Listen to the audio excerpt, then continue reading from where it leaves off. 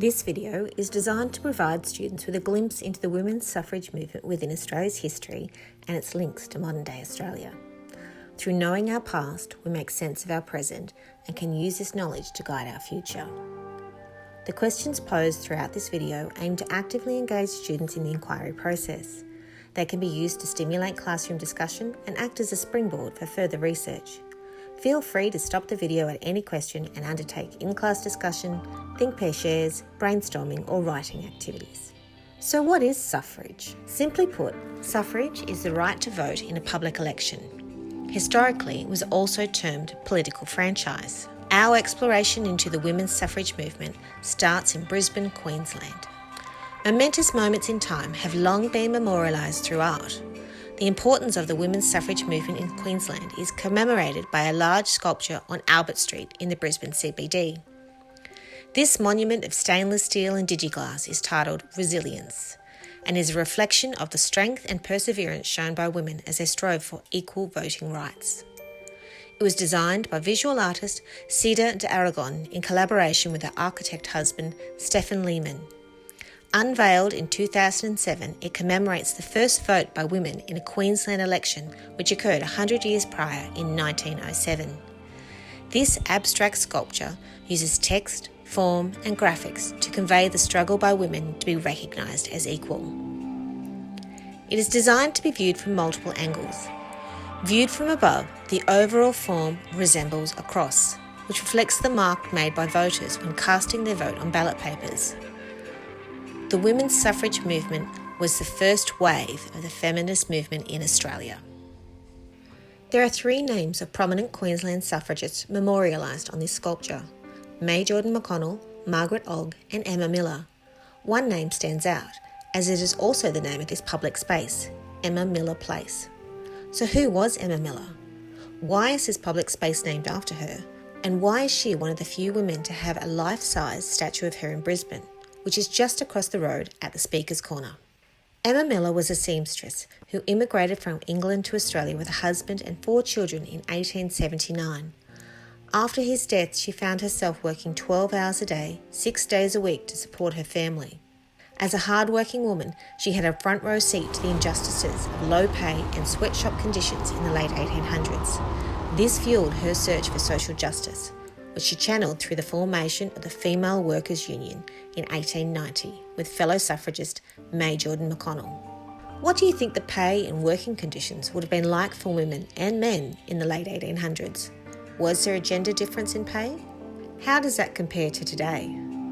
Emma, and many women at the time, realised that to see real change, they needed the power to vote for policymakers that listened and acted on their constituents' needs. As the foundation president of the Women's Equal Franchise Association, Emma and many like-minded members were instrumental in the push for one person, one vote, and campaigned tirelessly throughout Queensland, obtaining signatures to petition for women's right to vote. Women's right to vote did not happen overnight. It was a slow and arduous process that was occurring in many countries around the world, including Britain and America. Who do you think were opposed to women having the right to vote? Why do you think they held this belief?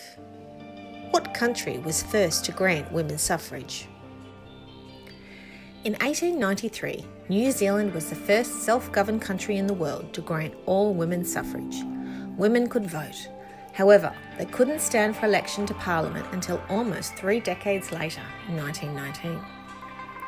The colony of South Australia was the most advanced in the world regarding equality. In 1894, all women were legally given the right to vote and were eligible to stand for election. Western Australia followed a few years later. In 1899, they passed an act allowing women to vote. However, it was not all women, nor all men. Aboriginal peoples of Australia, Africa and Asia were not permitted to vote unless they were substantial landowners. The push for federation and the creation of the National Constitution greatly helped the Australian women's suffrage movement. In 1901, the Constitution granted women the right to vote in federal elections. However, there was a catch. It only applied if you already had the right to vote in your home state. Given this, only South Australian women and West Australian women of European heritage were considered eligible to vote in federal elections. Suffragists such as Emma Miller from Queensland and women and men from the remaining states campaigned hard to change this legislation.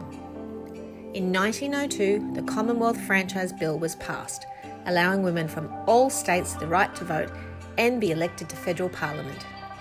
However, this law excluded Aboriginal peoples and non-European migrants. Queensland women of European heritage could now vote in federal elections, but they still couldn't vote in their own state election. The suffragist movement continued to fight. In 1905, Queensland became the second last Australian state where women of European heritage were granted the right to vote. Australia was one of the first countries in the world to achieve suffrage for some women. British and American women used this fact to help petition for change in their countries. Despite this significant achievement, this was only the first step towards equality. Who still did not have the right to vote in Queensland in 1907? When did they receive this right?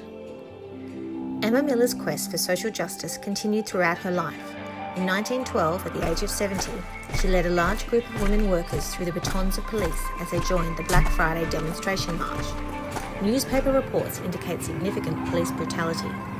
Emma reputedly found herself in danger and is said to have stuck her hat pin into a horse, causing none other than the police commissioner to fall and subsequently suffer a permanent limp. Emma continually fought for workers' rights. She was an advocate for free speech, a pacifist, and an unwavering supporter of the anti-conscription campaign. She died peacefully in 1917. The story of Emma Miller's role in the women's rights movement is but one in a patchwork of many that helped shape modern-day Australia. What will your story be?